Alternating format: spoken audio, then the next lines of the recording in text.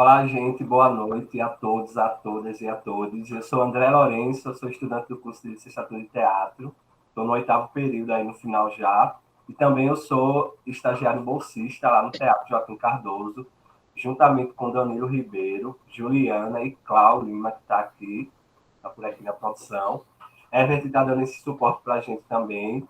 Milena, que é uma das nossas orientadora. Saudade de você, mulher, está aqui também marcando presença nesse encontro.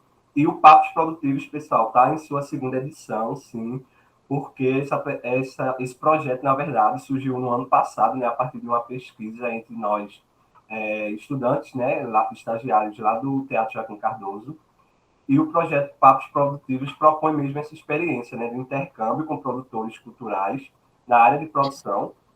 E no ano passado, na primeira edição, a gente trabalhou muito com produtores na área de teatro, né? Falando sobre a experiência de produção com a linguagem do teatro. E nessa segunda edição, a gente veio com a outra proposta, que é acessar outras bolhas da área artística, né? Estamos iniciando hoje com circo, aí vamos ter também com dança, audiovisual e, por fim, com música. Então, a gente vai ter um bate-papo com a galera muito massa. Então, vocês conseguem ter acesso a toda a programação lá no Instagram do Teatro Joaquim Cardoso, que é o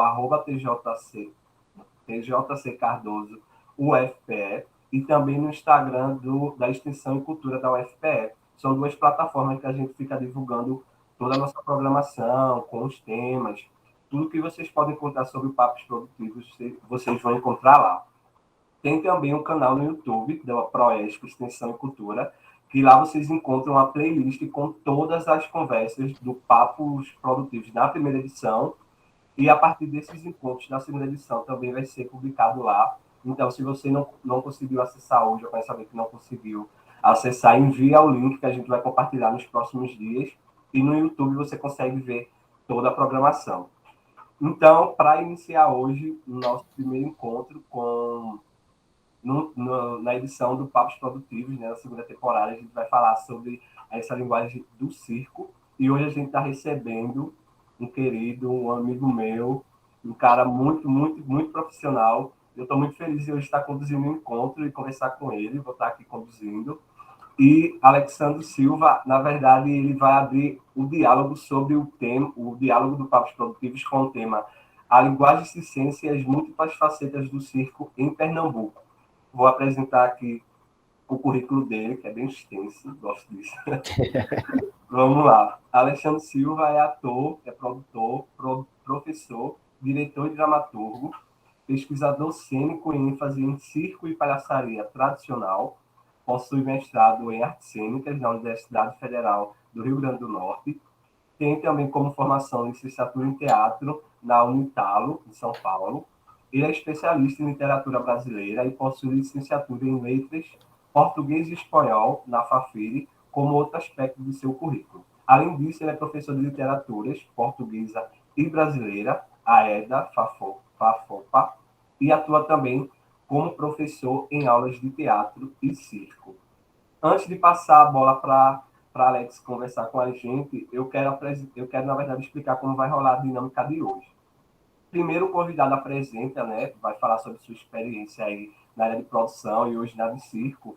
E qualquer dúvida durante a fala do convidado, o público tiver alguma dúvida ou quiser falar alguma coisa, pode falar no chat que a gente da produção vai estar atento, porque depois da fala do convidado, a gente vai abrir uma roda de conversa. Inicialmente, nós da produção vai fazer algumas perguntas para o convidado e depois a gente vai deixar aberto para o público. Então, não se acanhe, minha gente. Qualquer dúvida mesmo, pode falar no chat que a gente pode... a gente vai fazer a pergunta para Alex.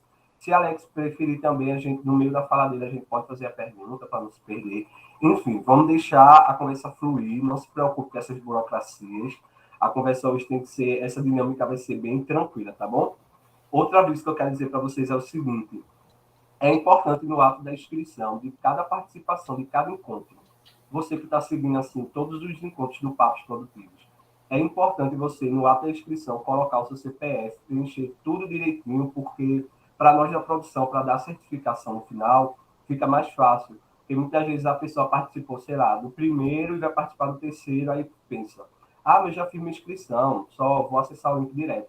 mas isso complica. Então, cada edição do Papos é uma nova inscrição. Não esqueça disso, pelo amor de Deus.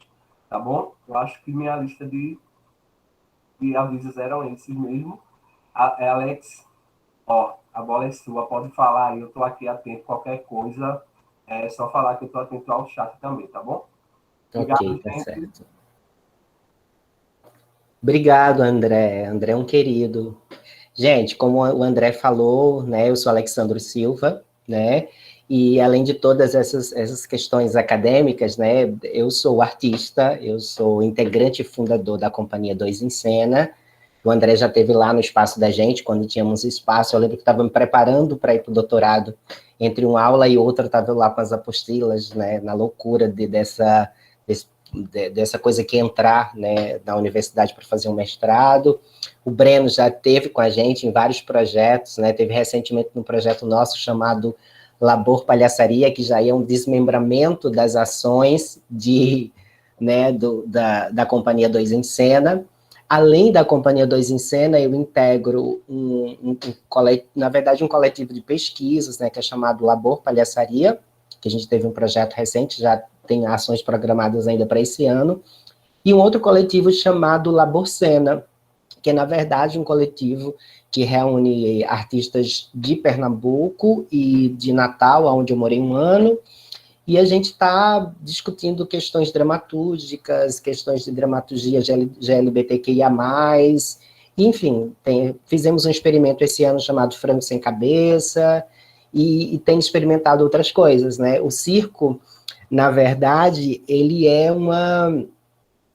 o circo me tomou, na verdade, assim, eu fui para o circo para pesquisar circo, e de repente, quando eu vi, eu estava lá dentro, eu estava dentro dos circos itinerantes, eu estava jantando, tomando cachaça com o povo, e conversando, e aprendendo sobre circo, né, e de repente eu estava produzindo circo, e de repente eu era professor de palhaçaria, e hoje eu coordeno um programa de palhaçaria chamado Espalha, programa de formação em palhaçaria da Companhia Dois em Cena, e no meu doutoramento agora eu estou justamente desenvolvendo uma abordagem pedagógica sobre formas, maneiras de palhacear, e o circo acabou sendo o grande eixo da minha vida na academia e da minha vida um pouco fora dela.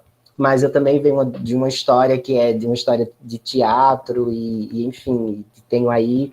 Moro em Recife, eu sou de uma cidade chamada Araripina, que é lá no finzinho mesmo de Pernambuco, já ali pegando Ceará e Piauí, naquele contato ali do final do estado. Eu vim para cá em 2003, e quando eu vim em 2003, eu vim para estudar teatro, né, e eu achava que o curso que a maioria de vocês devem fazer, era um curso de bacharelado, eu queria ser bacharel em teatro. E aí fiquei meio um pouquinho deprimido, porque não só tinha licenciatura, e acabei não fazendo. Até mesmo porque na minha vida eu disse, não quero dar aula, não quero ser professor, eu quero atuar. Durante muito tempo eu fiquei realmente me dedicando ao trabalho com a atuação, ao trabalho com a própria companhia, né? Que a gente trabalhou muito, trabalha muito. Hoje eu estou um pouquinho afastado por conta, eu acabei emendando mestrado e doutorado, né? E agora fui me descobrir professor, né? Professor acadêmico mesmo, eu sou professor de letras de uma universidade lá no interior do estado, chamado AEDA FAFOPA, mas lá eu trabalho com as literaturas portuguesa e brasileira, que é um outro eixo do meu trabalho, porque eu também escrevo, né? E aí hoje fiquei com a incumbência de falar para vocês sobre circo, né? Sobre esse lugar tão apaixonante que é o circo, mas ao mesmo tempo desafiante, talvez eu possa dizer, de fazer. E de conversar um pouquinho com vocês sobre o que é o circo em Pernambuco, sobre como é o circo em Pernambuco, quem é o circo em Pernambuco. E a gente pode fazer assim, eu trouxe tópicos para ir discutindo com vocês, apresentando, né, possibilidades para vocês, e à medida também que eu for falando esses tópicos e que vocês forem sentindo necessidade, vocês podem perguntar, pode ligar o microfone, pode mandar pergunta aí no bate-papo, algo que realmente não pareça uma palestra, a intenção não é essa, tá, gente? Então, deixa eu socializar com vocês, eu preparei um slide para nortear essa apresentação, e aí vamos lá para essa conversa. Bem, primeiro dizer a vocês que eu amo falar de circo, né? Por ser algo que eu estou muito me dedicando, muito fazendo, imerso completamente, quer seja dentro da academia ou fora dela, porque quando você está vivendo uma pesquisa, né, é assim com o mestrado e assim também no doutorado, você vive aquela pesquisa 24 horas. Você não tem como você parar de pensar na sua pesquisa, porque você acaba tendo que associar, e acaba você indo para um barzinho, né, farrar com os amigos, passa alguma coisa que tem a ver com a sua pesquisa. Olha, minha pesquisa. Então, eu estou vivendo isso intensamente, né, tanto na academia como na prática, na vida mesmo, no cotidiano. E aí a gente fica, então, com essa incumbência de conversar sobre a linguagem circense e as múltiplas facetas do circo em Pernambuco, né? E aí, para começar a conversa, eu gosto de trazer isso, assim, para o princípio, né? E aí eu fui correr atrás, né, de concepções de circo. Quais são as concepções de circo que a gente tem atualmente, né? E aí eu fui lá pesquisar aí no Circodata, que é um site que disponibiliza material de circo, inclusive de confiança, e eu trouxe essas 4 definições aí, né?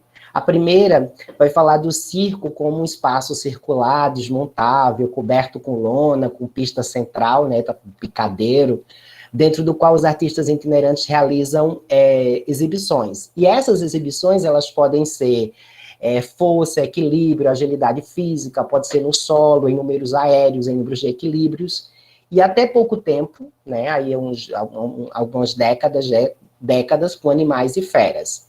Só que aí, essa concepção de circo, que mais tem a ver com a arquitetura do circo, porque circo, assim como teatro, é tanto o nome da arte, né, a arte do circo, como é também nome da estrutura, da arquitetura que abriga o circo. Então, essa definição, ela não serve para quando a gente pensa circo na atualidade, circo na contemporaneidade. E aí eu fui para uma outra definição, aí tinha lá circo tradicional, circo de tradição familiar, com várias gerações convivendo juntas, onde os artistas nascem, crescem, vivem, estudam, trabalham, se casam e criam seus descendentes, dando origem à dinastia de artistas que se apresentam em números de variedade, números com animais, antes da proibição destes no picadeiro, e como atores em circo-teatro. Então, dentro desse... Agora a gente tem aí uma amplificação, né, do que seria circo. Circo não mais apenas como um local onde vai ser apresentado, né? Circo não mais apenas como espaço, como arquitetura. Circo, mas circo como um modo de vida, né? Que aí se refere ao circo tradicional. Esse lugar onde os artistas não apenas exercem a sua arte, mas eles vivem naquela comunidade, né? Todo circo em si é uma comunidade, como se fosse uma aldeia, que tem um modo de vida, que tem um modo de produção, um modo de trabalho, que as pessoas elas são incumbidas de suas tarefas, um é responsável por limpar o circo dos espetáculos, o outro é responsável por fazer a divulgação do circo, preparar o material lá atrás, e isso, obviamente, fora da função que eles exercem como artistas dentro do espetáculo, né? E ali mesmo, naquele ambiente, eles se casam, eles têm filhos, geralmente, ou se casa com gente daquele próprio circo, ou com gente de outro circo, né?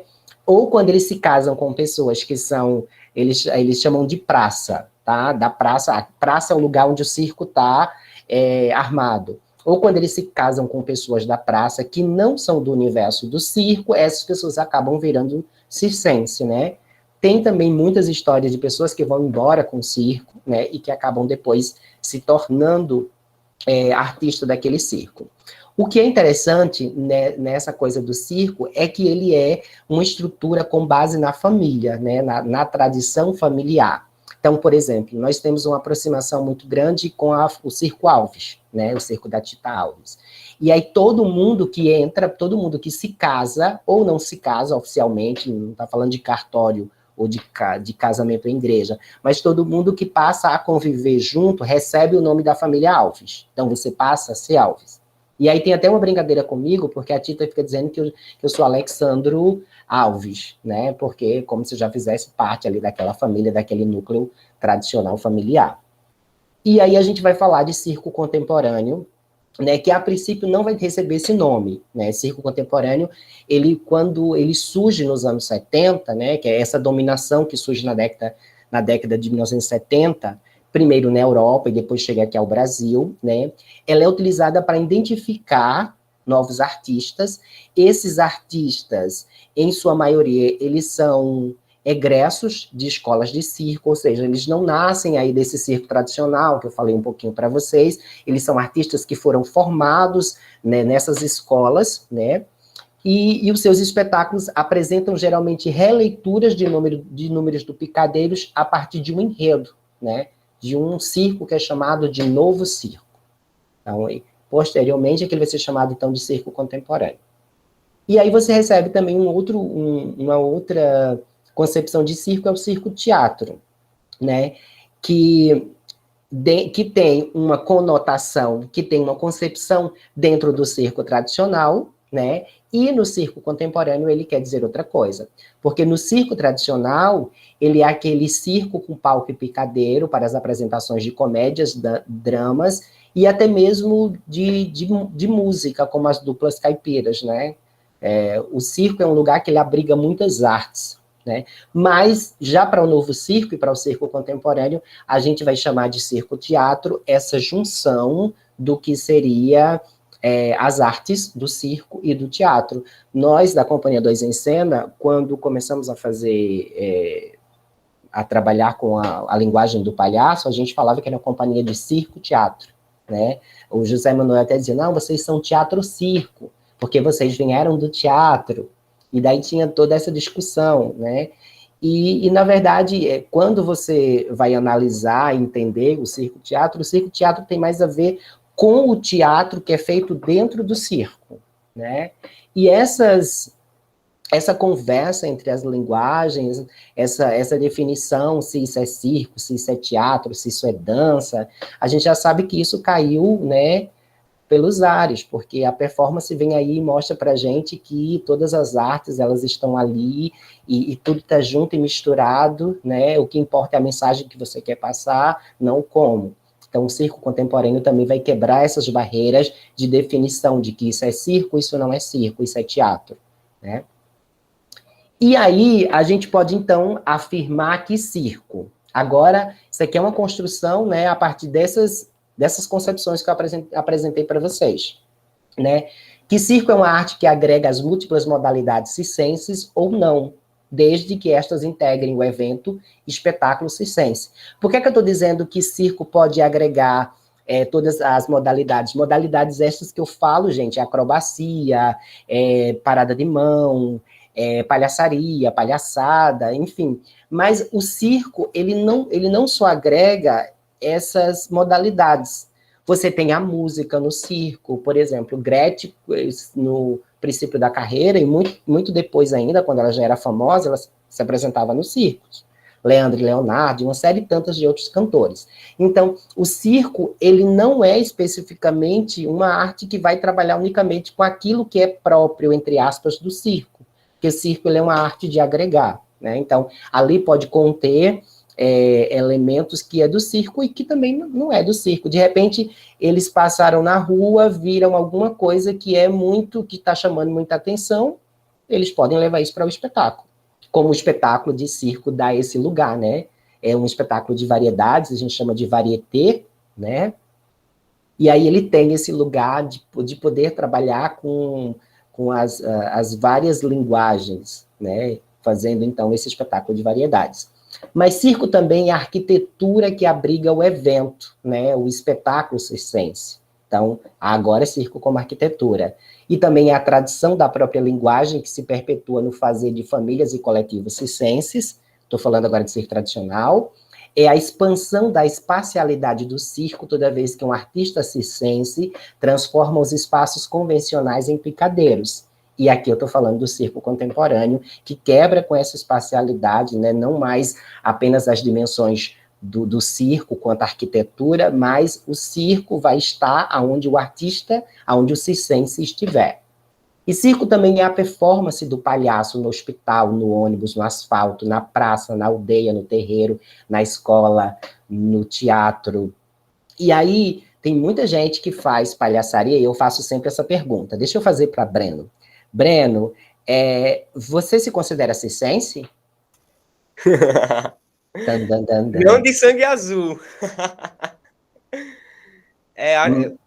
Tendo a ideia, sei lá, uma ideia anterior de circo, não me consideraria, né? Não nasci, não tive nenhuma relação com o circo. Mas, por conta do ofício, né? De palhaço, por conta da palhaçaria, me sinto agregado, por enquanto. Pois é que a gente sempre olha para esse lugar do circo como com esse discurso do sangue azul, né? Que é um discurso do circo tradicional.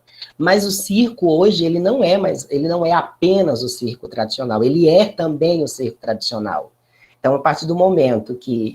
Eu fiz essa pergunta para o Dois em Cena uma vez, e isso gerou uma noite inteira de discussões. Porque eu perguntei, gente, vocês se consideram circense? Não, a gente é palhaço. Mas e palhaço é o quê? Palhaço não é de circo? Não é uma arte que está ligada, né, ao circo? Não sei, eu acho que circense é quem nasce no circo, ou quem sabe alguma técnica circense. Eu falei, mas palhaço não é uma técnica circense, né? E por que isso acontece? Porque a palhaçaria, como algumas outras linguagens do circo, elas ganham uma expansão tão grande, né, que elas deixam de apenas pertencer ao circo. A palhaçaria, ela tem esse lugar. Ela é uma linguagem que ela pode estar no circo, mas ela está atrelada ao teatro, ela está atrelada à arte-terapia, enfim, em tantos outros campos. Dá, então, a gente saber assim, não, eu não sou circense, eu sou palhaço, né? Mas a sua raiz principal ali, ela tá ligado ao circo, né? E dentro da concepção do que é o circo contemporâneo, a gente pode dizer que é circense. Eu falo que o que acontece com a palhaçaria também está acontecendo com a mágica, né, gente? Com os aéreos, você começa a ter festivais só de aéreos, ou festivais só de mágica. As artes, elas vão ganhando independência, porque elas não precisam mais estar ligadas unicamente a esse lugar da lona, a esse lugar, né, do evento do espetáculo circense. Então, há um rompimento dessa barreira que é característico aí desse evento novo circo, desse evento circo contemporâneo. Né? Alguém quer falar? Pode abrir o microfone, gente, fica à vontade. É porque eu fiquei pensando, Alex, isso se dá muito por conta desse advento das escolas de circo, né? Como, sei lá, o processo pedagógico, ele até quebra um pouco a própria lógica do sistema, né? Sei lá, antigamente, precisava fugir com o circo, me casar com alguém para, porventura, aprender, né? E agora não, posso entrar em algum curso de palhaçaria, em algum curso de circo, pode ser em alguma escola, ou seja, é quase como tem uma descentralização desse saber, dessa prática e uma reconfiguração dela, né? Exatamente, né?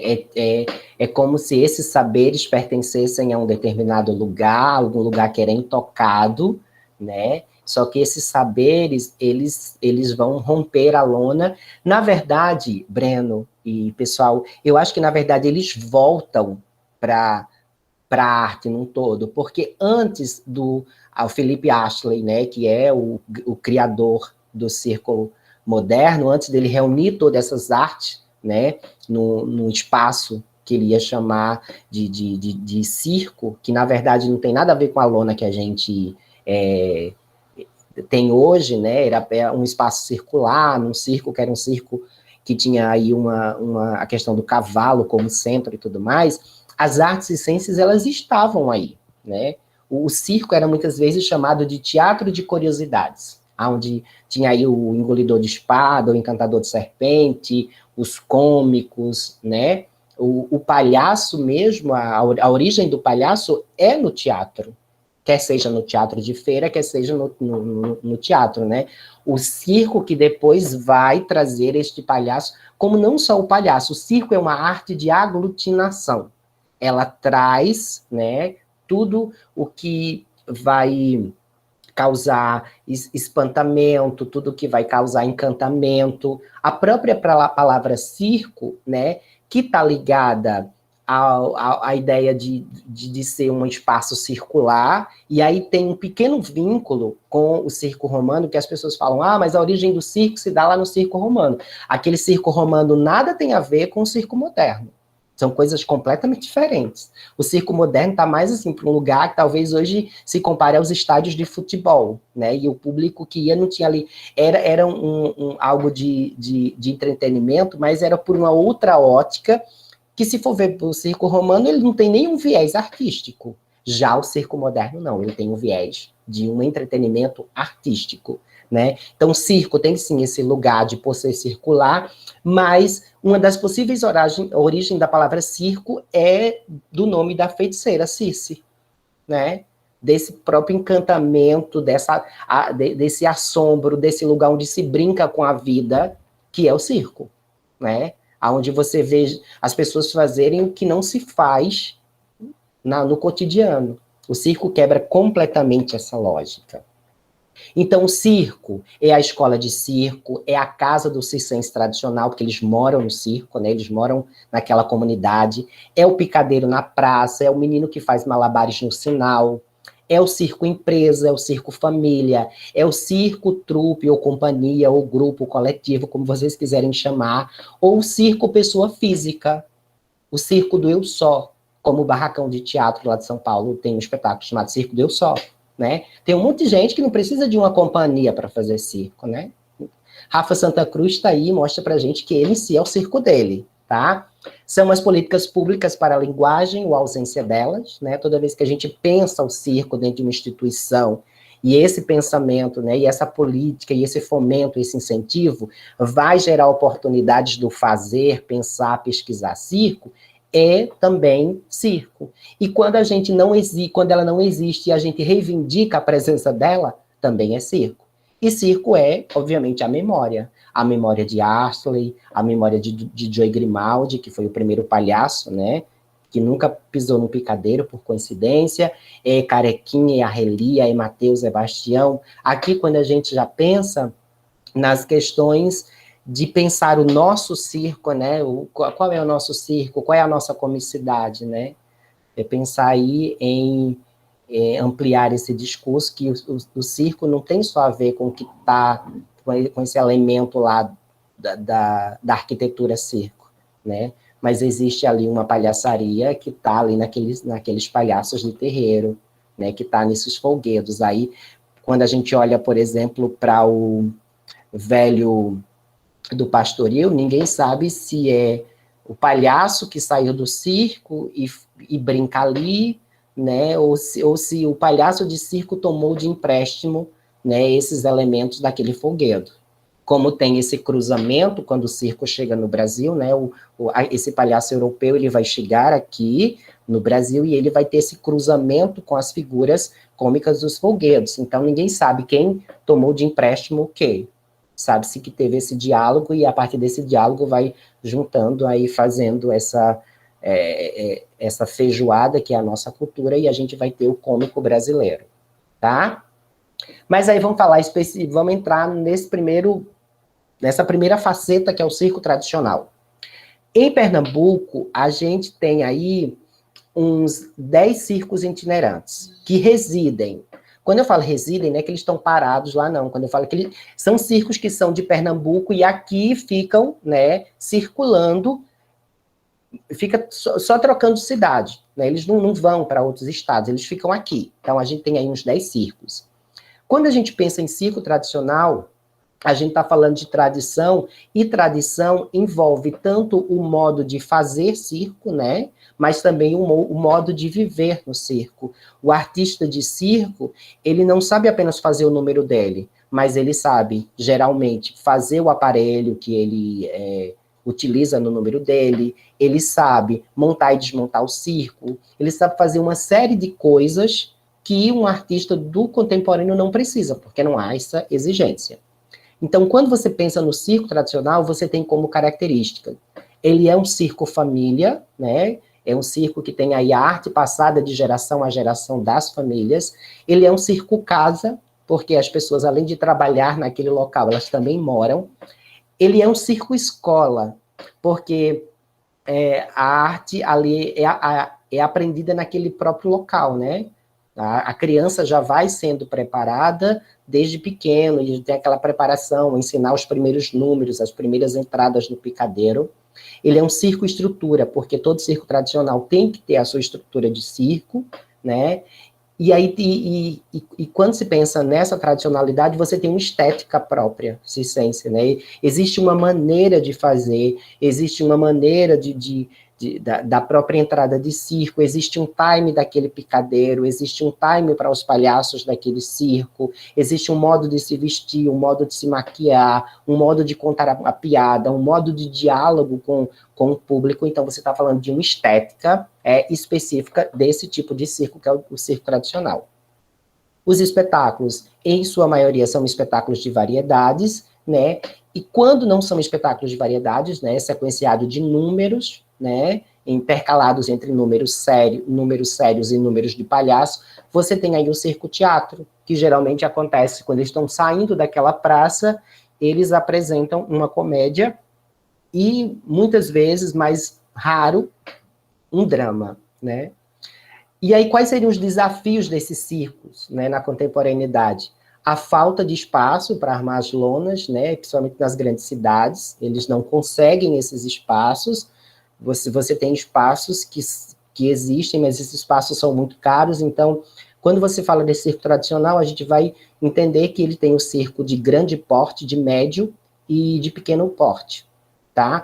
Então, esses 10 que eu estou falando para vocês, eles estão aí entre pequeno porte e médio, tá? Então, eles não têm condição de alugar, por exemplo, um terreno em Boa Viagem para botar o circo, né? Isso é para o circo máximo, por exemplo, que está agora lá armado, né? Então, essa falta de espaço na cidade para armar é um desafio para eles, por isso que eles acabam armando em lugares, né, que são distantes dos grandes centros. E aí você tem esse circo, que acaba sendo um circo que vai contemplar um público, né, que é da comunidade, da periferia, como vocês queiram chamar.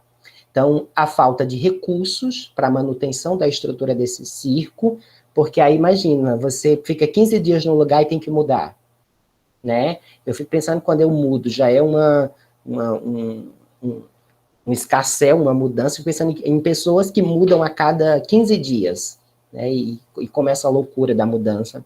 Nós acompanhamos várias vezes a mudança do circo, e é impressionante como eles já chegam preparados para sair, né? Já está tudo ali pronto. Tudo bem que a casa são os trailers, que você não precisa também desmontar a casa, mas você tem todo um chegar e sair, e isso, né, afeta toda a estrutura do circo.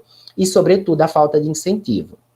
Quando a gente fala de incentivo, aí vocês me perguntam, mas, Alexandro, existe uma série de editais em Pernambuco, Funcultura.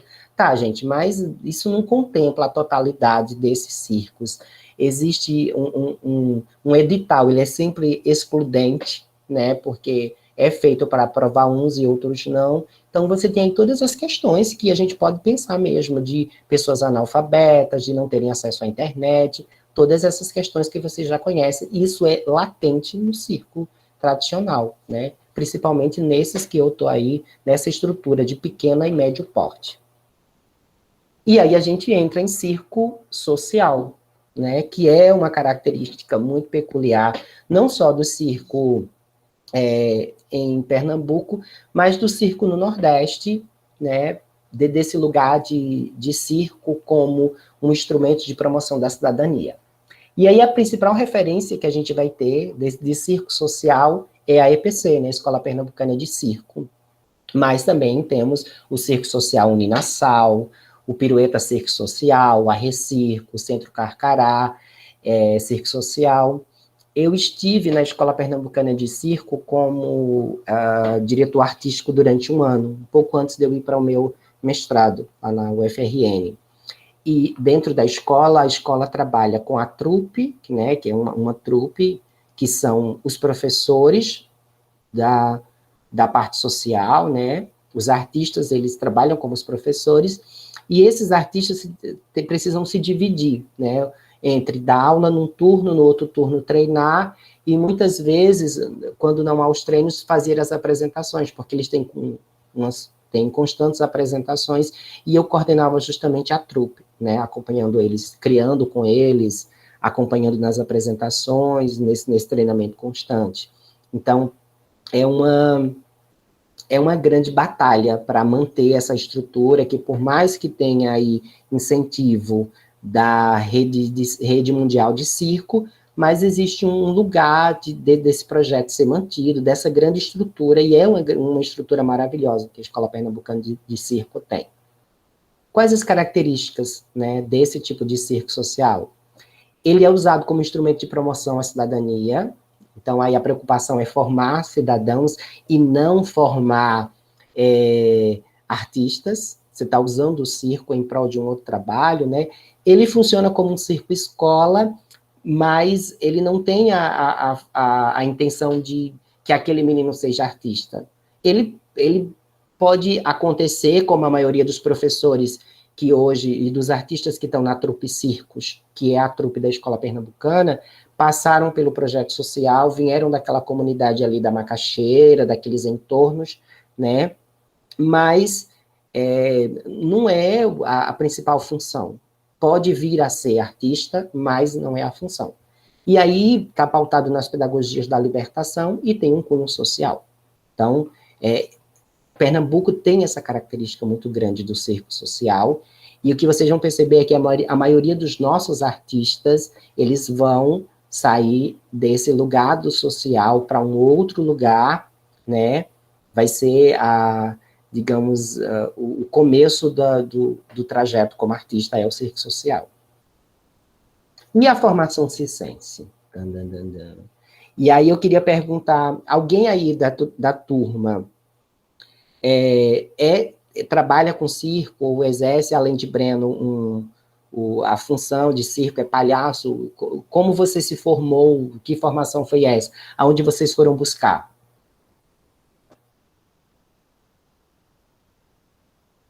Eu acho que eu vou falar aqui. Eu jogo malabares também. Tentei ir pro sinal, não rolou muito. Mas eu sou palhaço também, estudo com o pessoal aí, né, no curso de teatro.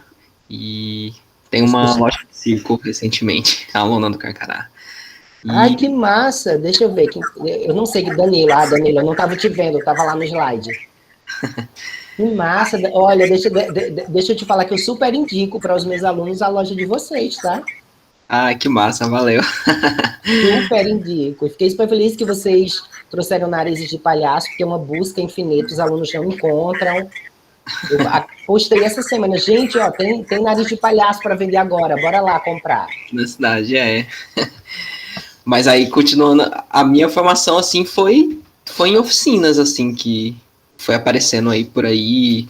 O Malabares mesmo foi tentando me experimentar, não sei, achei curioso e fui tentar, foi pela vida mesmo, assim. Aparecia uma oficina de palhaçaria, eu ia na minha cidade, né? Mas por esse caminho, assim, espontâneo, assim, nenhuma formação em si. Legal. Quem mais? Alguém mais tem essa experiência com circo? Quer falar um pouco sobre esse processo de aprendizado? O Alex, tem uma coisa interessante disso que o Danilo fala, porque é uma formação que é muito fragmentada, assim, né? Tem muito a ver com a própria experiência de vida, assim. Encontro uma oficina, encontro um festival, né? Acho que fico pensando também sobre isso, né? Como os festivais oferecem isso, né? Porque não só se formar enquanto prática, mas também enquanto espectador, né? Poder ver circo, seja ele o tradicional, seja ele contemporâneo, e a gente fica muito à mercê, assim, de quem traz alguma coisa, né? Quem traz oficina, quem pode propor esses espaços, né? Ou então poder entrar em contato com outros artistas que a gente possa trabalhar em conjunto para se desenvolver assim. Não tem uma coisa extremamente formal, né? Apesar de que há espaços também formais de formação, né? Sim. E há espaços que são formais, mas na informalidade. A gente está, no meu projeto de tese de doutorado, eu estou desenvolvendo em vez de uma universidade do palhaço, uma pluriversidade. Né, que a gente não precisa mais pensar nesse universo, nesse lugar onde a gente só vai conseguir o conhecimento naquela instituição.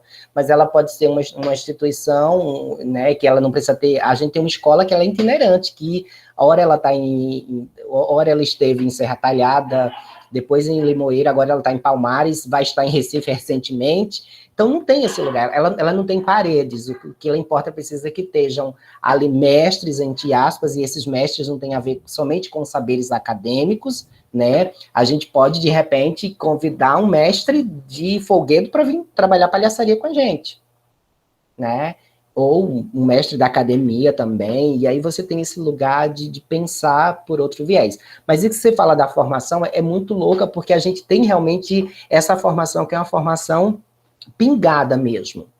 Isso é bom porque você acessa muita coisa. Por outro lado, a universidade, ela serve para a gente no lugar de sistematizar saberes. A universidade, ela é... Tanto eu estou agora no doutorado, não é para nada, né? Mas é para aprender e colocar as coisas na caixinha para depois misturar tudo. Porque é isso que a gente faz. A gente aprende a colocar na caixinha para depois juntar tudo. E entender que o aprendizado, ele se dá em vários espaços, mas que a gente precisa daquele aprendizado para produzir também conhecimento, né? É para isso que a gente vai atrás de um mestrado, de um doutorado, essa questão da produção. Então, abrir com vocês esse papo, e voltando aqui agora, né? Estou já terminando minha fala, vice André, porque quando a gente pensa em formação, a nossa formação ela é muito debilitada, gente. Nesse sentido, a gente não tem uma escola de circo. E automaticamente, se a gente não tem uma escola de circo, os nossos artistas vão penar com isso, né? Porque você precisa ali às vezes, você necessita de um ensino sistematizado, principalmente quando você pensa por aí, por exemplo, as artes do corpo dentro do circo, né? A acrobacia, né? Toda aquela parada de mão. Aquilo precisa de um constante de aprendizado e pós-aprendizado treino. E como é que isso se dá em Pernambuco? A pessoa aprendeu, né, uma técnica, 2 ou mais, e ela vai para a trupe dela e eles treinam lá. A trupe Casarão faz muito isso, acompanhei a trupe Casarão por um tempo, e eles se encontram para treinar. Ora você é aluno, ora você é professor, ora você ensina uma coisa, ora você aprende, e se dá nesse ambiente de troca, de aprendizado ali, onde é um aprendizado mútuo. E aí ela acontece, né, para além da lona, porque você foi lá aprender, por exemplo, o Breno vai lá numa oficina, aprende, sei lá, vai na oficina de Tchacová, que aprende alguma coisa, traz para a companhia dele. Matura aquilo, né?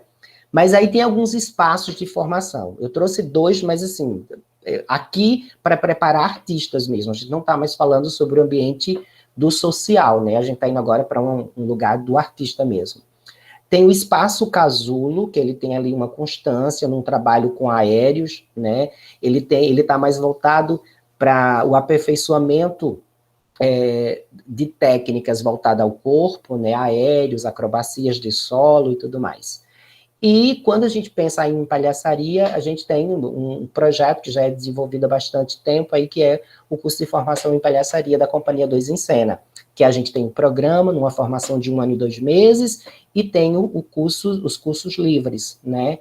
Nesse exato momento, né, a gente realiza, nesse exato período, não exatamente no momento, a gente tem realizado aí o curso E o Palhaço que é uma formação que está acontecendo em Palmares. Inclusive, a gente vai ter 2 webinários, um com a Daniela Pimenta e o outro com o professor Ivanildo Piccoli, que é da Universidade UFAL, que ele pesquisa palhaçaria das manifestações populares. A gente vai abrir inscrições em breve, então, os interessados, a Daniela Pimenta é uma grande teórica da palhaçaria, do circo, e é uma pessoa que está com a gente também somando no quadro de professores. Então, a gente divulga isso para vocês. Então, a gente tem essas 2 experiências, que são uma experiência que é de um espaço, né, de as pessoas acessarem tanto para o artístico e o não artístico também, porque existem muito lugar de pessoas que fazem tecido como uma forma de exercitar o corpo mesmo, e outras pessoas que vão para além disso, né? E o curso de palhaçaria como um processo aí de formação, ou de iniciação, ou de atores que querem trazer isso para a sua técnica, né? É um caminho. E chegamos nas trupes, né? Nas trupes, grupos e companhias. Pernambuco tem muitas, viu, gente? E aí tem a trupe e se eu deixei de falar alguma e vocês souberem, me digam aí. É o momento da gente atualizar também. Trupe Circos, Companhia Brincante de Circo, Companhia Nasalada de Variedades, Companhia Anime, Trupe Carcará, Trupe Circo Luz, Rafa Santa Cruz, Odília Nunes, Lauro Lima, Mágico Alakazam, Companhia 2 em Cena, Companhia Devi, Teatro e Retalhos, e tantos. E o legal é pensar que, quando a gente falava de circo em Pernambuco, a gente falava mais da Recife região metropolitana. Então, hoje, a gente tem o Sertão fazendo circo, vai ter um festival de circo do Sertão lá em Petrolina, tem a Odília fazendo circo, tem um festival que chama Violeta, tem o pessoal do Teatro de Retalhos e Arco Verde, então a gente já consegue mapear o circo. Ele ainda não é na sua... É ainda por linguagens, né, a linguagem da palhaçaria, por ser uma linguagem talvez mais fácil, no sentido de equipamentos para fazer, você tem aí uma difusão muito grande da linguagem da palhaçaria, mas essas outras modalidades ainda se concentram aqui na região Recife, região metropolitana. E quais as características, né, desse tipo de circo? Então, você tem a formação livre, como a gente comentou agora, ou em projetos, escolas de circo, a pesquisa e a formação continuada, porque muitas vezes você começa uma pesquisa, foi esse o trajeto do 2 em Cena, a gente começar uma pesquisa e a partir dessa pesquisa a gente vai trilhando a nossa formação em linguagens, né? E aí você tem a palhaçaria ou a palhaçada, a gente tem preferido não usar o termo palhaçaria, mas usar o termo palhaçada, como uma questão de decolonizar essa palavra, né? A palhaçaria vem de clowneria, vem de clownier, e aí a gente quer trazer isso para a gente, né? Para o nosso lugar, Brasil, tudo mais, então a gente tem aí preferido chamar palhaçada. Ou a mágica, ou os aéreos, ou o circo contemporâneo, né? Então, você traz justamente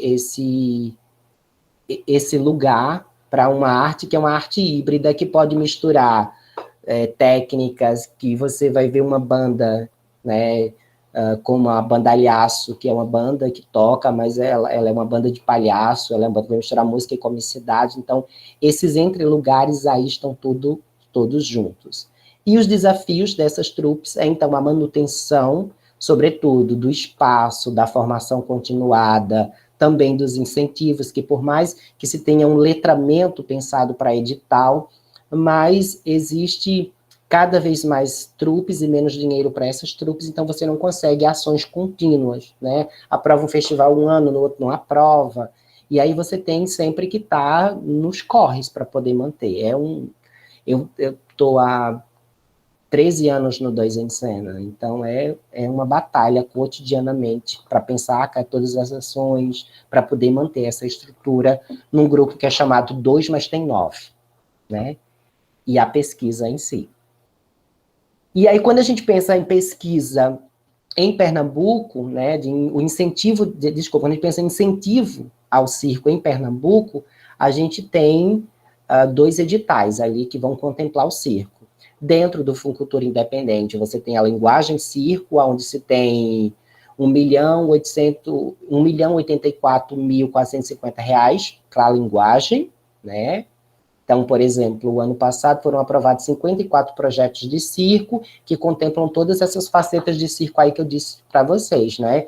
Circo contemporâneo, circo tradicional, escolas de circo, tudo nesse bolo. E tem o Prêmio Cascudo, né, que é um prêmio lançado pela Fundarp, que dá um valor de R$150 mil, que com premiações que vão, né, como pessoa física. Se eu não me engano, são prêmios de 3 mil, de 5 mil para cada artista, né? A gente fala que é o período de Natal para os artistas, né? E aí, festivais de circo em Pernambuco. A gente sabe que existem os festivais que contemplam, né, o circo, como Janeiro de Grandes Espetáculos, passou, acho que de uns 3 anos para cá, a contemplar a linguagem de circo, mas aqui a ideia era justamente nomear e colocar aqui e elencar os festivais de circo mesmo. Então a gente tem o Festival de Circo do Brasil, que é uma grande referência quando todos os olhos da galera que faz circo se voltam para cá, porque você vai ter a oportunidade de ver artistas que você talvez não visse nunca na sua vida, a Mostra de Circo da Prefeitura do Recife, o Festival Palhaçaria, que é da Companhia Anime, né, que é o Festival de Mulheres Palhaças de Recife, o Chama Violeta, que não é um festival específico de palhaçaria, mas ele tem uma grande concentração e pensamento nesse lugar do circo, né? E, mais recentemente, numa edição que vai se realizar em 2022, o Festival de Circo no Sertão. Então, você tem aí essa produção de festivais no circo. E é isso que eu tinha para falar para vocês. Queria abrir agora, e daí a gente abrir para perguntas, conversar. Breno levantou a mão. Sobre o processo pedagógico, novamente, né? Processo de arte e educação, eu acho que é uma coisa assim, muito interessante como se dá no circo, né? Eu acho que não só no circo, eu acho que na arte, nos saberes que são mais artesanais, assim, né? Porque é isso, né? Eu acho que aquele teórico Mário Fernando Bolognese, ele fala isso no livro dele, Palhaços. O princípio do palhaço é o corpo, e é um saber artesanal, sabe? Eu acho que talvez essa seja uma dificuldade, porque não é fazer um workshop de uma semana e sai o palhaço, não. É um saber que é acumulativo com a vida, né? Exatamente. E aí você cita lá nos grupos, a Cia Nasalado, né, faz parte, e a gente fica pensando muito nisso, como é que a gente dá os processos de pesquisa da gente, em quem a gente vai atrás. Tipo, a gente vê que a Odília Nunes, por exemplo, é uma referência de palhaçaria que dialoga com as performances populares, né, o teatro tradicional. Então, a gente vai dialogar com a Odília, vai conversar com a Odília, como é que a gente faz uma troca com a Odília. A gente vê que a Dois em Cena, ela tem uma proeminência na palhaçaria, na palhaçada do circo, nesse lugar do circo. Então, eu vejo que sempre tem uma coisa muito da comunidade, né? Como é que a gente faz essas teias de formação, já que a gente parece que até é meio diferente. Lá, o teatro tem uma coisa meio, tal grupo e tal grupo não conversam entre si, eles estão brigando entre si por público. Já eu vejo no circo, e tão como no circo, na cultura popular, né, no mamulengo, no cavalo marinho, que tem muito mais essa necessidade de dialogar entre si a comunidade, para poder se trocar aprendizagem, poder criar ações culturais, né, poder criar uma produção. Então, vejo que a pedagogia, né, a arte e a educação nesse sentido está muito nesse contato entre a comunidade, como é que ela consegue dialogar entre si. E tem esse lugar de, por mais que eles tenham atritos, como qualquer comunidade, né, mas o circo é muito irmão nesse sentido. Eu fui ver o Circo Máximos recente, e aí eu cheguei, tinha comprado o ingresso e tudo mais, aí eu tava entrando com o meu ingresso, tinha comprado, e daqui a pouco alguém da bilheteria disse, não, você não precisa pagar porque você é circense. Gente, mas o circo nem daqui é, como é que esse povo sabe? Mas aí tinha uma pessoa que estava fazendo a produção local, que aí acenou pro cara da bilheteria e não precisava cobrar porque eu era circense. E aí eu disse, ai, que lindo, né? Enfim, a gente tá na batalha e tudo mais, mas é isso, tem essa irmandade. Por outro lado, tem também, eu acho que a gente tem uma palhaçaria que em Pernambuco, né, que vai todo mundo para um lado. Acho que vocês conseguem entender que a gente, eu acho que até em teatro mesmo a gente não disputa público. A gente tem feito um teatro muito, que é um teatro de pesquisa. Então, cada grupo tem enveredado por um caminho que Magilute é uma coisa, que o Poste é outra, que o teatro, que a companhia do professor de vocês, Marconde se tá uma coisa, faz é outro. Então, eu acho que a gente consegue ter ser singular. Na palhaçaria, a gente tem muito isso, né? De, assim, quando a gente decidiu fazer palhaçaria na Companhia Dois em Cena, a gente não queria ir seguir a onda clown do momento, primeiro porque não era nossa praia, porque a gente não sabia, porque a gente nem sabia de Lecoque na nossa vida, Lecoque apareceu depois de todos os outros, né? A gente queria estar perto daquele palhaço de circo, primeiro porque todos nós tínhamos vindo do interior do estado, então era muito presente para a gente aquele palhaço de circo.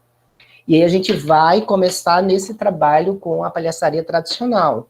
Mas, por exemplo, hoje a palhaçaria contemporânea já me interessa completamente. É algo, o último espetáculo que eu fiz, Enquanto Godot Não Vem, tem uma pegada muito contemporânea, né? Tem uma escrita muito do corpo, sabe? Mas amo estar lá e quando vou para o Circo da Tita, levo a minha roupa, brinco igual com ela e a gente cria junto. E eu acho que tem esse lugar, né? De você poder aprender, porque é justamente isso que eu tenho defendido na minha tese de doutoramento, que são pedagogias, né, completamente diferentes. A pedagogia do tradicional, né, aí, que é mais parecida com a pedagogia do Folguedo, que é completamente dessa sistematização que é no circo contemporâneo. E é isso que eu vou elencando. Alex, diante da tua fala, teve um momento que tu comentou algo que até surgiu aqui no chat, o interesse de saber. Eu fiquei realmente curioso quando tu fala da questão de descolonizar o nome palhaçaria. Tu poderia falar mais sobre isso? Porque eu fiquei bem curioso, não sabia desse estudo, né? Essa pesquisa já para falar palhaçada.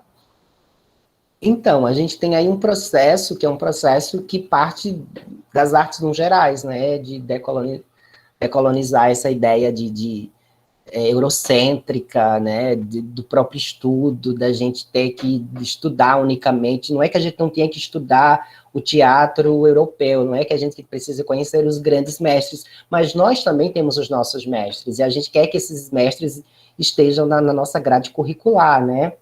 E aí dentro da palhaçaria tem isso.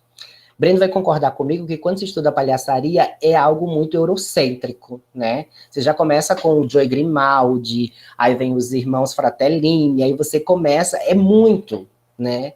A gente vem entender depois, recentemente eu tinha, antes da pandemia, eu tinha passado para ficar um ano na escola do Jacques Lecoq. E aí chegou um amigo meu, né, e fala bem assim, que diabo você vai fazer na escola Lecoq, né? O mundo inteiro está pensando esse processo de decolonizar a arte, de pensar a nossa arte, de olhar para o que é da gente, enquanto vem o povo para cá estudar cavalo marinho, entender o cavalo marinho está indo lá para fora para estudar Lecoq.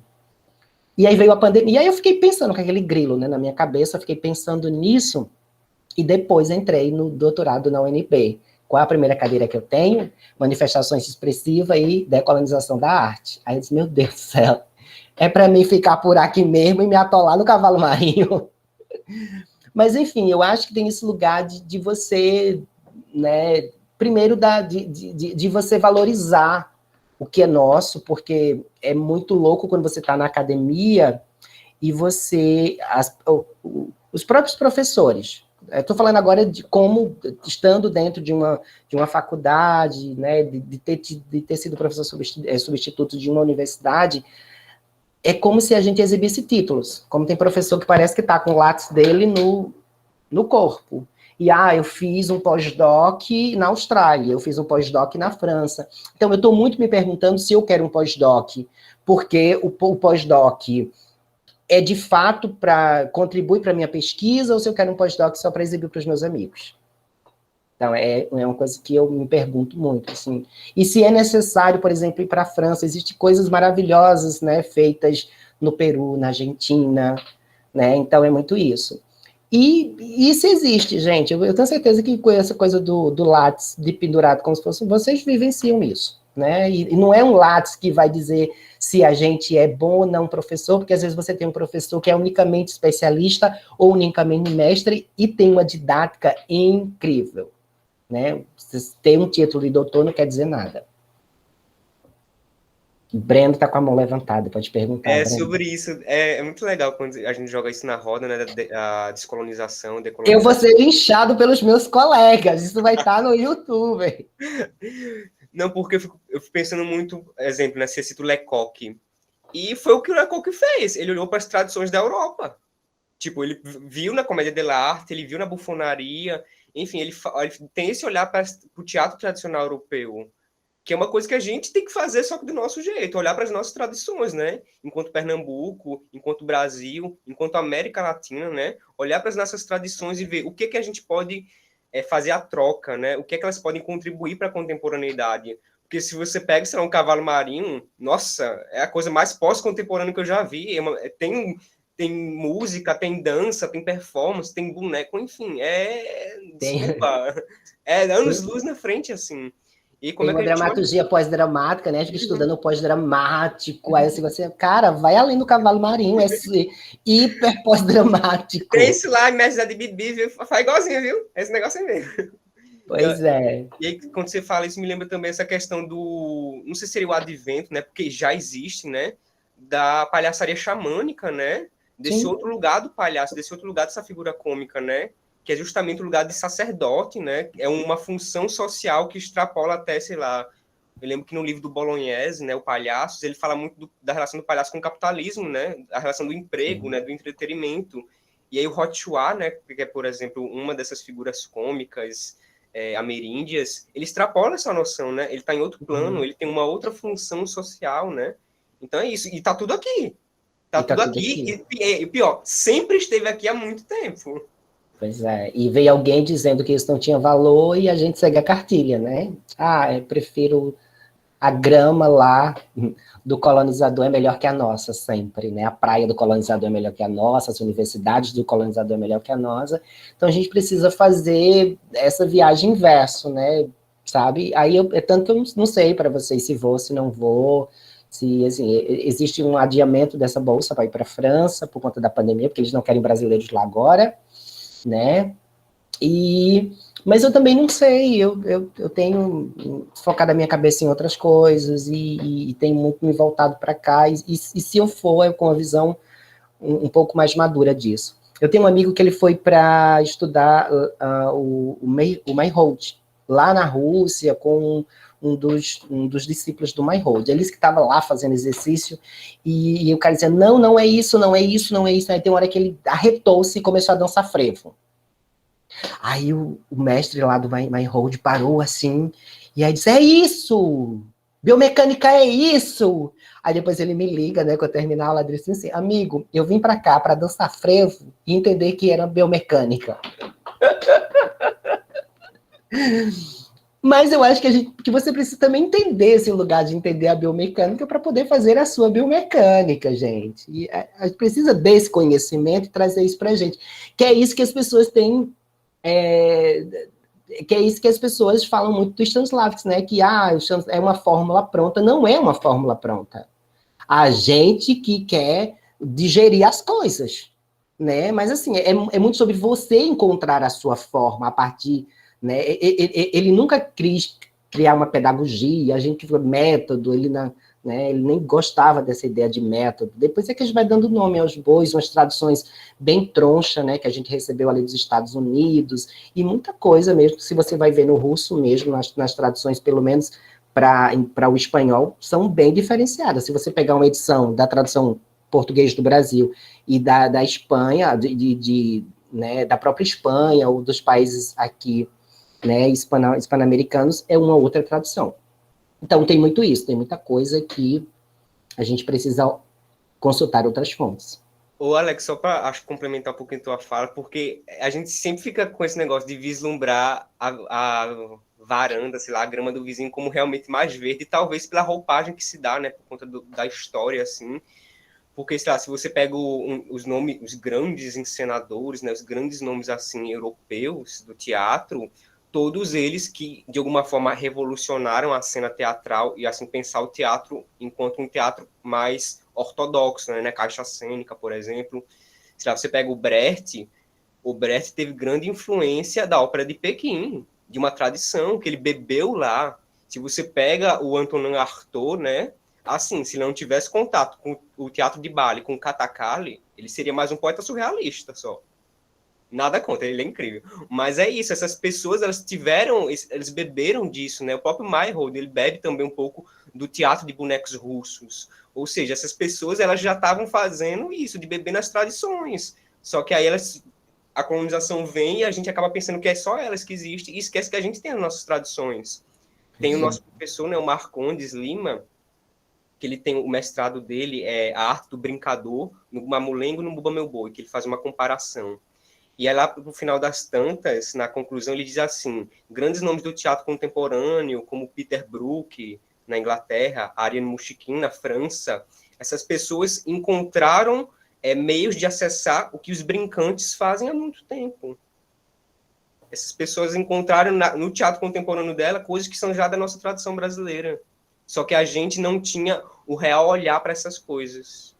A gente está preocupado o tempo inteiro em buscar um estado, um lugar de até falar transe, usando muita coisa do Artaud, né? E a gente vai acessando coisas e às vezes essa coisa está tão perto da gente, esse lugar da transe, do encontrar a sua verdade, né? Essa organicidade que se fala do teatro contemporâneo, às vezes está tão próximo, né? Por que a gente vê o Magilute e gosta tanto?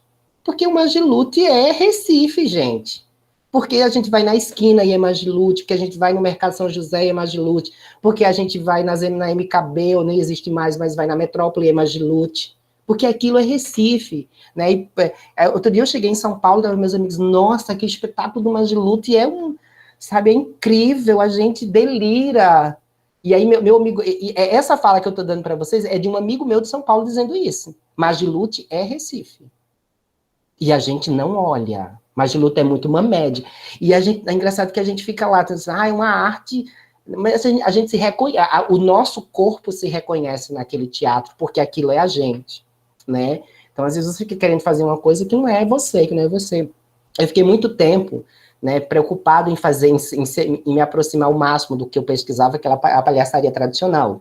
E um dia o Boris Trindade, da Companhia Brincantes, foi ver a gente e disse assim, vocês fazem palhaçaria tradicional, mas falta a poeira do circo. E eu entendi que nós nunca íamos ser aquela poeira.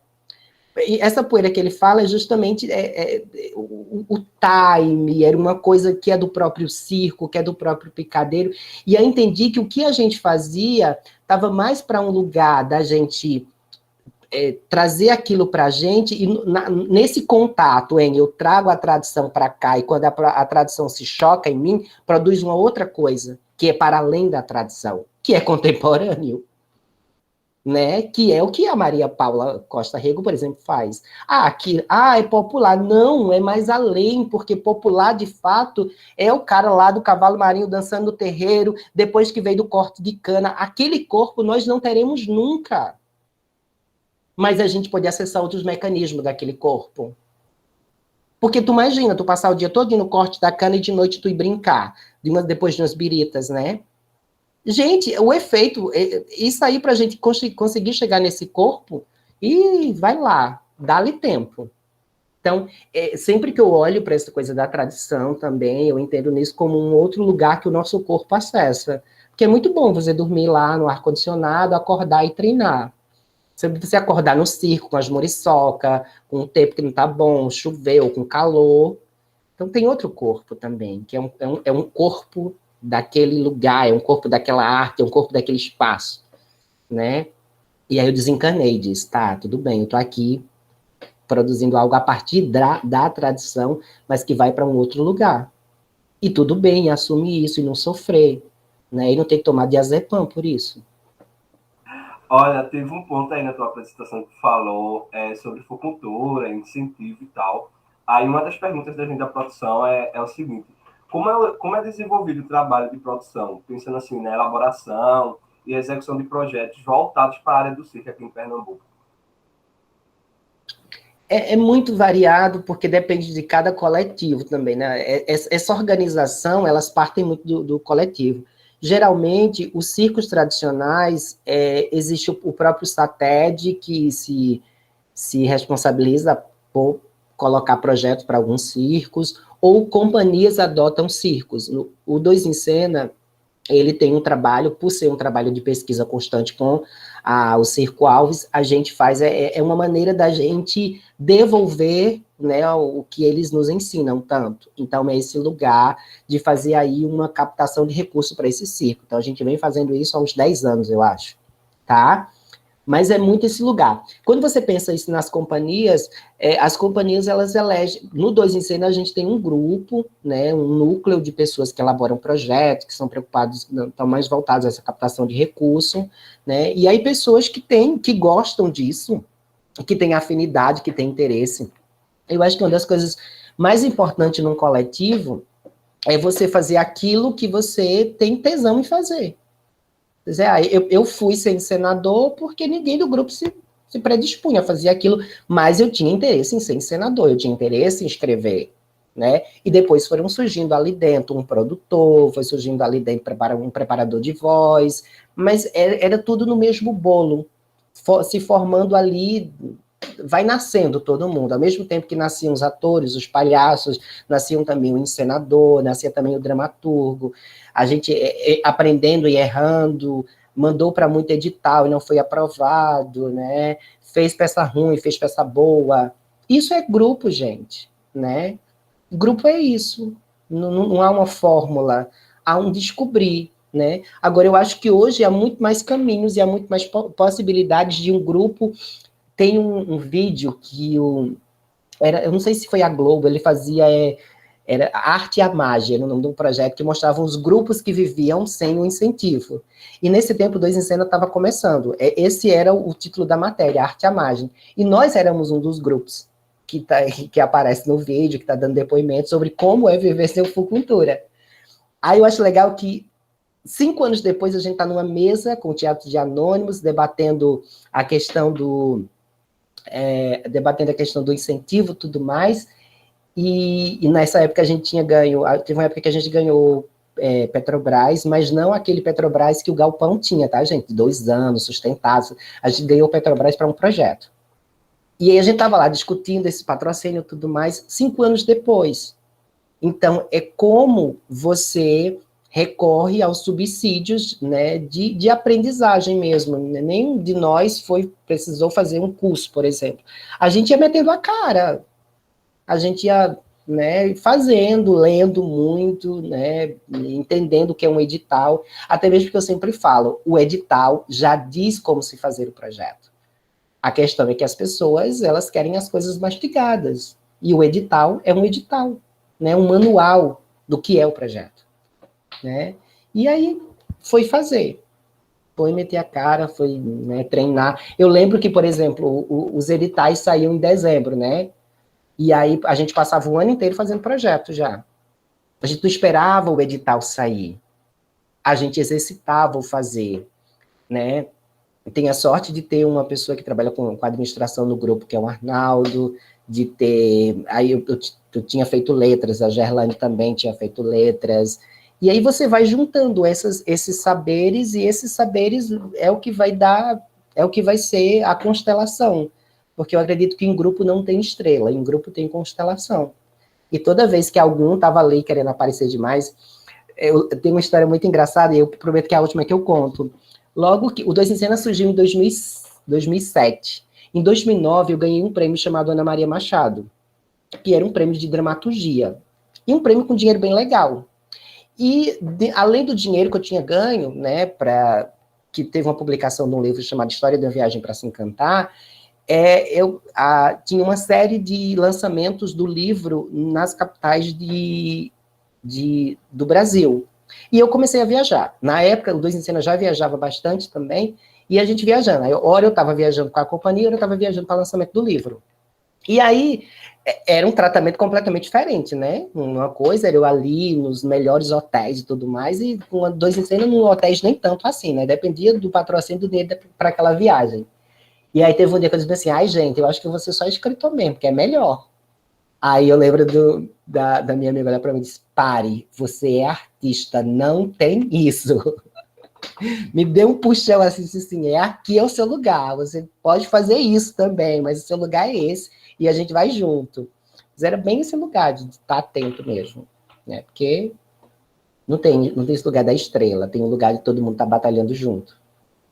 Deixa eu só aproveitar o gancho daí da tua fala, porque, tipo, particularmente, eu tive uma experiência com a Companhia Dois em Cena, né? Eu fiz 2 cursos lá. E eu queria que tu falasse como é que funciona a Companhia Dois em Cena, tipo, quais são os trabalhos que vocês desenvolvem, principalmente agora, né, na questão da pandemia, como é a formação, para o público mesmo entender, para conhecer a companhia.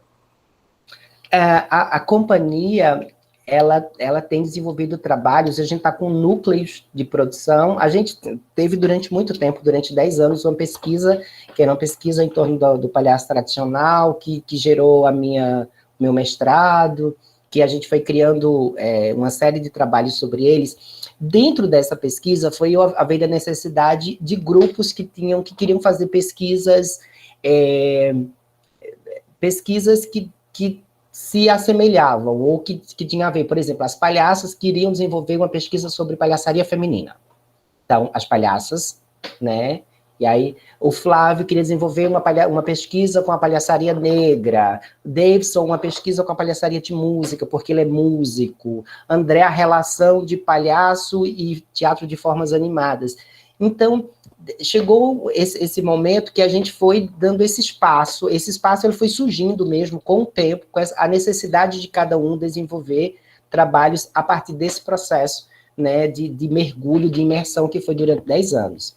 Então, a gente tem projetos, né, que são projetos em núcleos, em pequenos núcleos da companhia, e tem macroprojetos. Hoje, os nossos macroprojetos, a gente tem o Páreo Alicinta, que é um festival que acontece no Vale do Catimbau, é a coisa mais linda de fazer e de ver, porque é um festival itinerante, que acontece em aldeias indígenas, em povos originários, que acontece em comunidades quilombolas, né, e aí a gente consegue, né, durante esse período, que geralmente acontece anualmente, o festival, a gente consegue trazer coisas da região, que a própria região se veja, que a própria cidade se veja, mas também dialogar com outros espetáculos, quer seja de Pernambuco, quer seja do Nordeste, ou mesmo do Brasil. Então, esse é um dos projetos, é um projeto idealizado por uma pessoa que nasceu no Vale do Catimbau, especificamente em Buíque, que é Arnaldo Rodrigues, né, e a gente tem, hoje, eu basicamente cuido dos projetos de formação,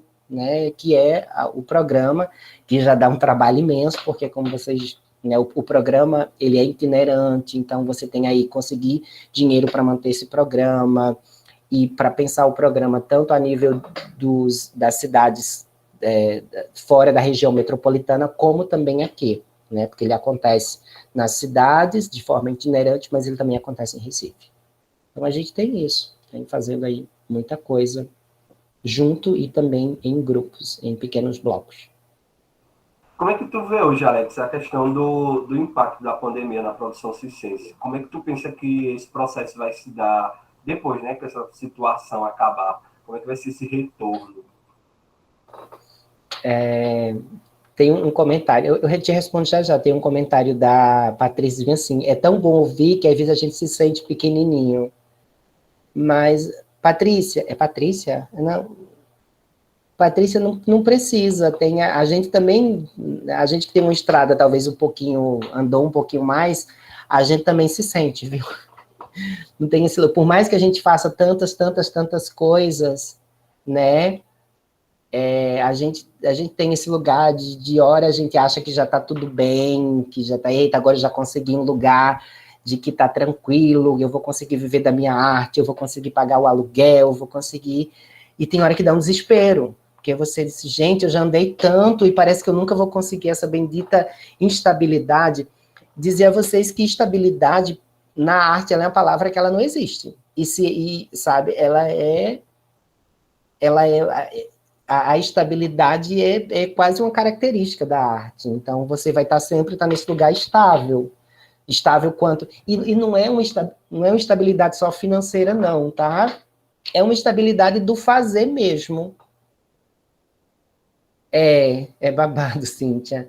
E não é só uma instabilidade de financeira, não. Chega um momento que a grana até vem mais fácil, que as coisas começam a acontecer, porque aí você já tem um nome projetado. Quando eu tenho uma coisa que eu falo muitas vezes, que bom que eu não preciso mais só de trabalho, de ser chamado para trabalhos em Pernambuco, em Recife, porque acabou que eu fui cavando mesmo o meu espaço, e esse espaço...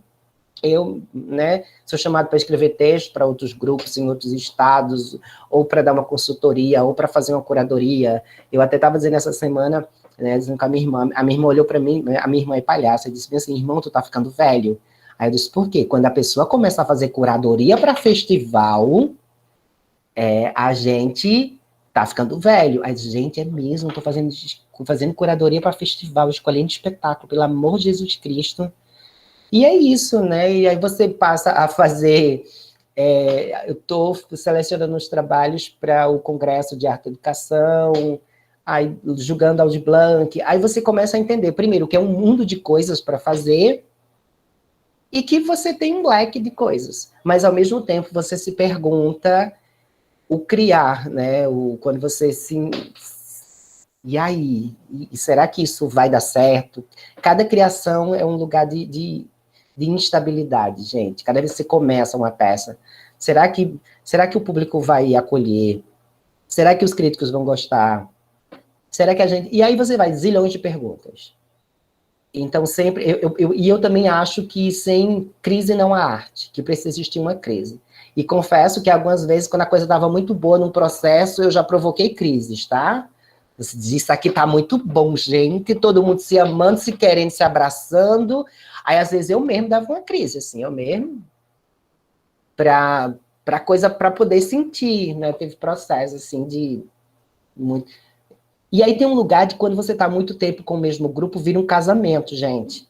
Que aí, por exemplo, teve tempos no Dois em Cena que eu precisei fazer outras coisas fora. E, por exemplo, fui dirigir espetáculos de quadrilhas juninas. Fiquei um tempo e amando, assim. E chegou um tempo que eu tive que diminuir a coisa, porque, de repente, eu era chamado para dirigir em Brasília, para dirigir em Natal, para dirigir em Teresina. A gente, não, peraí, eu queria entender aquele brinquedo, queria entender como era a dinâmica. E aí, sabe, poder sentir para além do palco, para além da caixa, para além da rua, para além do picadeiro, que já eram coisas que eu trabalhava, esse outro lugar, e é um universo que eu super me apaixonei, assim, e escrevi muito textos para casamento de quadrilha, sabe, e para mim aquilo não era um trabalho menor ou maior, era um trabalho que eu amava fazer, que eu amava, né, dar pinta nos ensaios, e brincar, e aquela festa que é o tempo inteiro, antes, pós-ensaio, é um outro lugar. Eu ainda vou escrever um artigo sobre teatro junino, porque é um outro lugar que a gente vai entender. Se a gente for pensar, Baco está ali, literalmente, né? Então, assim, caraca, é isso aqui que... Porque meio que a gente precisa de uma coisa... Mas a gente precisa de uma coisa que é descobrir a festa que é a arte, né? A festividade da arte.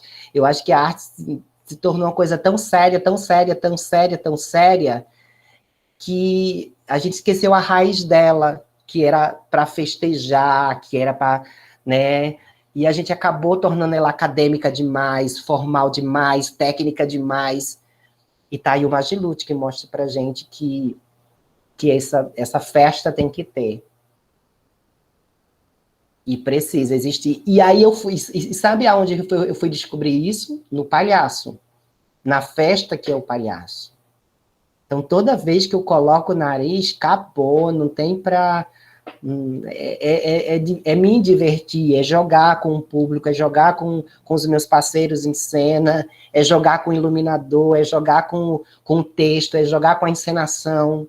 E aí é festa, né? Mas se não tiver a festa, aí a gente vai trabalhar no banco, né? Trabalhar no shopping, porque aí vira fazer por fazer. Não tem sentido. Essa última foi aqui, viu? No espelho. Mas Eu acho nossa, é muito... Essa tua última fala, agora mexeu comigo. Eu fiquei... Caramba, é muito doido mesmo da questão da festa, né? A gente vive hoje, principalmente nós acadêmicos, assim, uma cobrança para um perfeccionismo, uma referência e tal, e você acaba indo para a cena sem estar feliz, sem estar nesse espírito de festa, né? Então, é muito importante trazer isso para a gente. E não é sobre a gente não ter o conhecimento, sabe? Não é sobre a gente não ir atrás do conhecimento. É a gente não deixar que o conhecimento tome as rédeas do tudo. Que as pessoas olhem para a gente, Alexandro é mestre em artes cênicas. Cara, tem hora que eu nem quero ser anunciado assim. Tem hora que eu só quero chegar naquele lugar, mostrar o meu espetáculo e pronto. Eu fui uma vez para um festival em Blumenau, um festival de teatro para a infância, o FENATIB, e aí quando terminou o nosso espetáculo, Salada Mista, que foi um dos nossos espetáculos que andou mais assim pelos festivais, aí a comissão de debate chegou para mim e disse: você é doutor de que universidade? Não, eu não sou doutor, não. Eu sou só especialista em literatura brasileira mesmo, estou estudando teatro só. E eles ficaram assim, pasmos, né? Porque, mas, cara, o que você faz nesse espetáculo é uma coisa... Eu disse, mas não tem isso. Eu passo o lápis, Breno, um pouco disso. E não tinha aí a comissão, né? Mas você tem todo um estudo em cima disso. Eu disse, sim, tem um estudo, tem uma prática. É porque parece que a gente precisa de uma validação, de alguma coisa que valide, né? De alguma coisa que dê um carimbo, que tenha uma nota. E o aprendizado, gente, ele acontece onde você quiser. Basta você correr atrás do conhecimento, né? E e testar também, né? Porque não adianta ficar só na leitura, na técnica, na leitura, e você não trazer aquilo para o seu corpo, e você não transformar aquilo em conhecimento. Tem um pedagogo, que eu não vou saber dizer quem, que ele fala que informação é uma coisa, conhecimento é outra. Conhecimento é quando aquilo está em você. Larosa, isso, boa. É quando aquilo está em você, tá? Então, a gente sai da faculdade cheio de informação. Mas será que aquilo é realmente conhecimento? Tem um lugar das coisas que você vai querer exercitar lá fora ou não, o teatro que vocês vão fazer ou não, os professores que vocês serão ou não.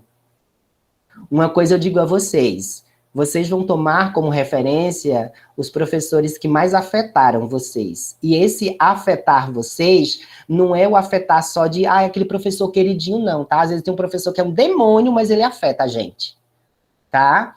Esse vai ser o professor que você vai tomar como referência para a vida de vocês. E vocês vão trabalhar pensando muito no que ele fala, a princípio vai quase tentar produzir a metodologia dele, depois vocês vão construindo a de vocês.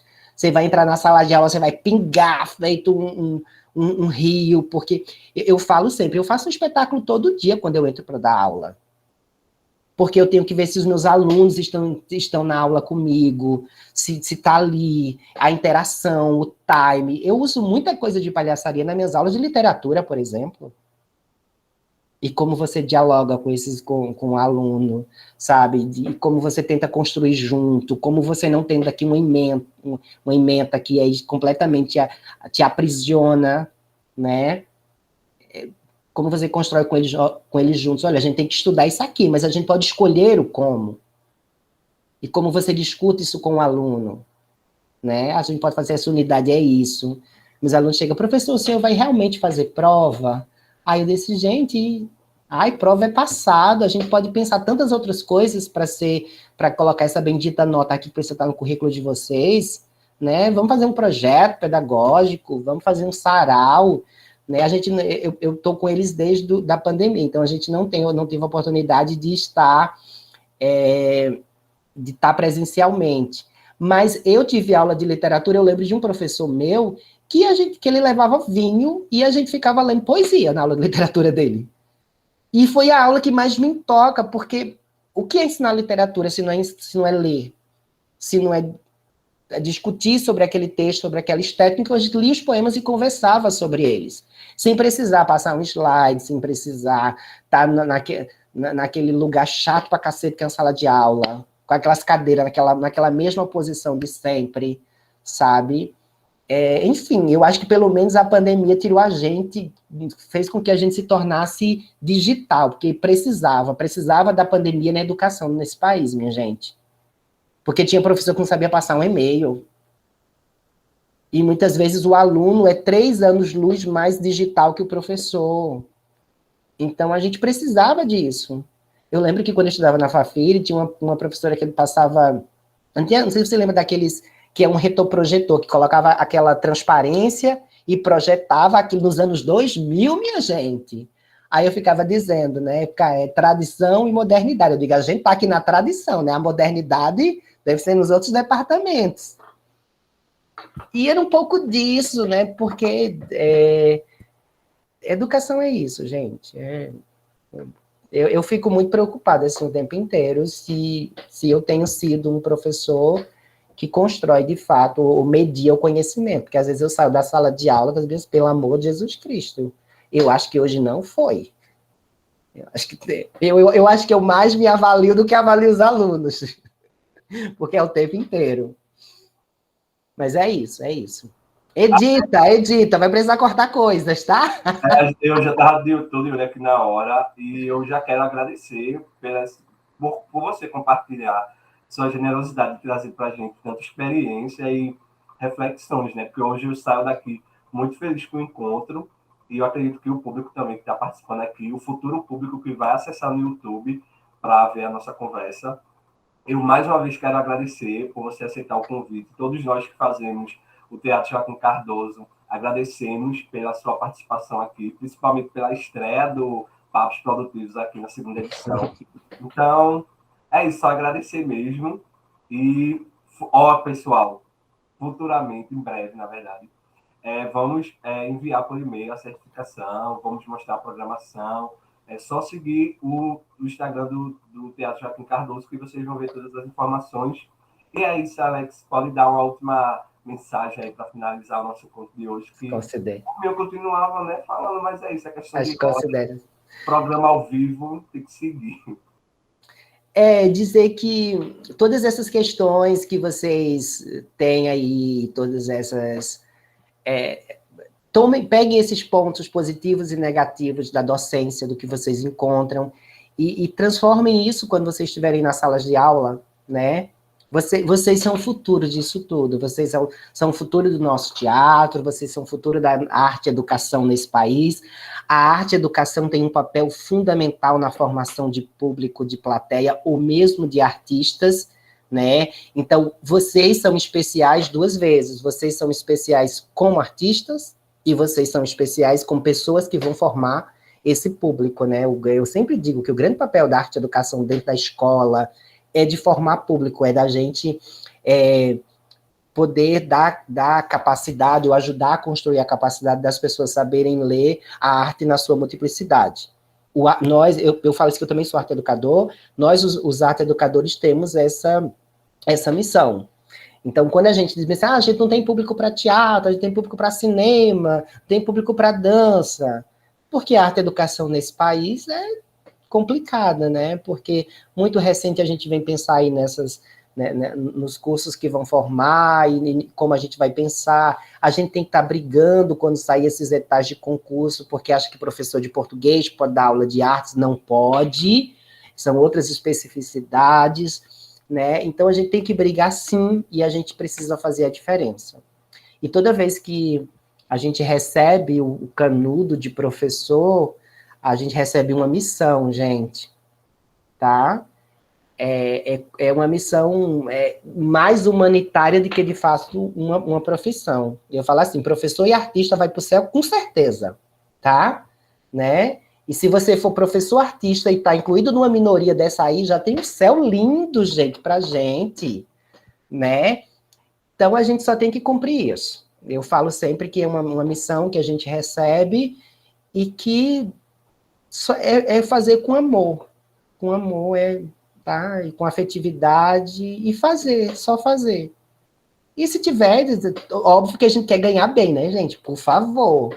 Que a gente quer tomar caipirinha no final de semana, que a gente quer ter dinheiro para ir no cinema, que a gente quer viajar nessas férias que a gente tem, mas isso é o plus do trabalho, porque primeiro a gente vai por outras questões, que são mais questões de coisas que a gente acredita mesmo, né? E o mundo está bem precisado de arte e educação, viu, gente? Para não dizer especificamente o Brasil. Foi um prazer imenso, cheiro no coração, e a gente se encontra. É isso, pessoal. Qualquer dúvida pode entrar em contato pelo e-mail do Papos Produtivos ou pelas nossas redes sociais. E até o próximo encontro. Segue lá a nossa programação, que a gente vai estar publicando nas redes sociais, tá bom? Um grande cheiro para vocês e até o próximo papo. Abraço. Abraço.